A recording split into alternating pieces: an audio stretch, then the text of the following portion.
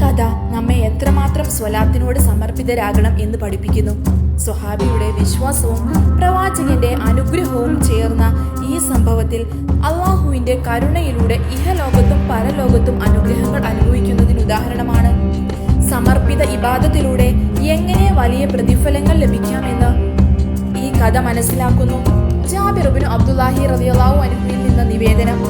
മദീനയിൽ എപ്പോഴും സ്വലാത്ത് ചൊല്ലിക്കൊണ്ടിരിക്കുന്ന ഒരു സുഹാബി ഉണ്ടായിരുന്നു. മലമുകളിൽ ചെന്ന് വിറകു വെട്ടി അങ്ങാടിയിൽ കൊണ്ടുപോയി വിറ്റ് കിട്ടുന്ന വരുമാനം കൊണ്ടായിരുന്നു അദ്ദേഹം ജീവിച്ചിരുന്നത്. നബി സല്ലല്ലാഹു അലൈഹി വസല്ലമയെ അതിരറ്റ് സ്നേഹിച്ചിരുന്നത് കൊണ്ട് തന്നെ മദീനയിലെ ജൂതന്മാർക്ക് അദ്ദേഹത്തോട് കഠിനമായ വെറുപ്പായിരുന്നു. ഒരിക്കൽ 20ഓളം ജൂതന്മാർ അദ്ദേഹം വിറകു വെട്ടുന്ന മലയിലേക്ക് ചെന്നു.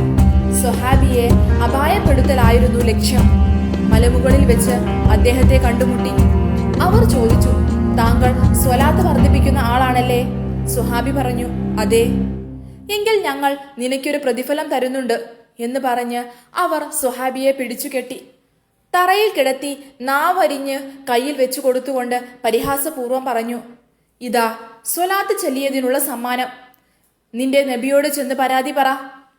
അത്യധികം സങ്കടത്തോടെ അതുവരെ വെട്ടിയെടുത്ത വിറക് തലയിലേറ്റി സ്വഹാബി നേരെ മസ്ജിദു നബവിയിലേക്ക് നടന്നു. അപ്പോഴേക്കും ജിബ്രീൽ അലൈഹിസ്സലാം മുഖേനെ തിരുനബിയും വിവരമറിഞ്ഞിട്ടുണ്ടായിരുന്നു. സ്വഹാബി എത്തേണ്ട താമസം തിരുനബി സ്വല്ലല്ലാഹു അലൈഹി വസല്ലമ മുറിഞ്ഞ നാവെടുത്ത് യഥാസ്ഥാനത്ത് വെച്ചു കൊടുത്തു. അത്ഭുതമെന്നല്ലാതെ എന്ത് പറയാൻ, നാവ് പൂർവ്വസ്ഥിതി പ്രാപിച്ചു.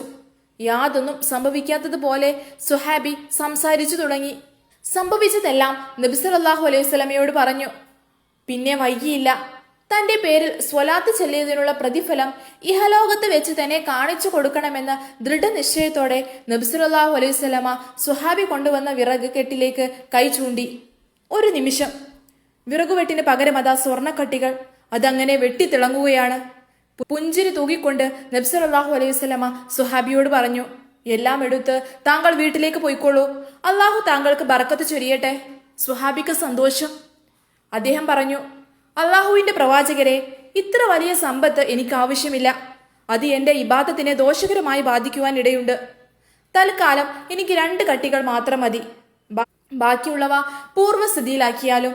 തിരുനബി സല്ലല്ലാഹു അലൈഹി വസല്ലമ അള്ളാഹുവിനോട് പ്രാർത്ഥിച്ചു. വിറകുകെട്ട് വീണ്ടും പഴയപടിയായി. 2 സ്വർണ്ണക്കട്ടികളുമായി സ്വഹാബി സന്തോഷത്തോടെ വീട്ടിലേക്ക് മടങ്ങി. പിന്നീട് സ്വഹാബിയുടെ അനുഭവങ്ങൾ നേരിട്ടറിഞ്ഞ 20 ജൂതന്മാരും ഇസ്ലാം മതം സ്വീകരിച്ചു.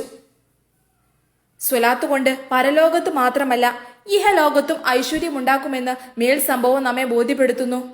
ഹിജ്റ 9-ാം നൂറ്റാണ്ടിൽ ജീവിച്ചിരുന്ന ഇമാം ബറകാത്ത് ഇബ്നു അഹ്മദ് റളിയല്ലാഹു അൻഹു തന്റെ വസീലത്തുൽ മുതവസ്സിലീൻ എന്ന ഗ്രന്ഥത്തിൽ ഉദ്ധരിച്ചതാണ് ഈ സംഭവം. സ്വലാത്ത് ചൊല്ലുന്നത് ഒരു വലിയ തഫ്സീറാണ്. അത് മനുഷ്യന്റെ ജീവിതത്തിൽ ഉണ്ടാക്കുന്ന മാറ്റവും അനുഗ്രഹവും അനന്തര ദോഷങ്ങൾ തടയുകയും ചെയ്യും. ഈ കഥ നമ്മെ ഓർമ്മിപ്പിക്കുന്നത് വിശ്വാസത്തിലും ഇബാദത്തിലും ദൃഢതയോടെ നിൽക്കുമ്പോൾ അള്ളാഹുവിന്റെ കരുണയിലൂടെ ഇഹലോകത്തും പരലോകത്തും നമ്മെ പാരിപോഷിപ്പിക്കുമെന്നതാണ്.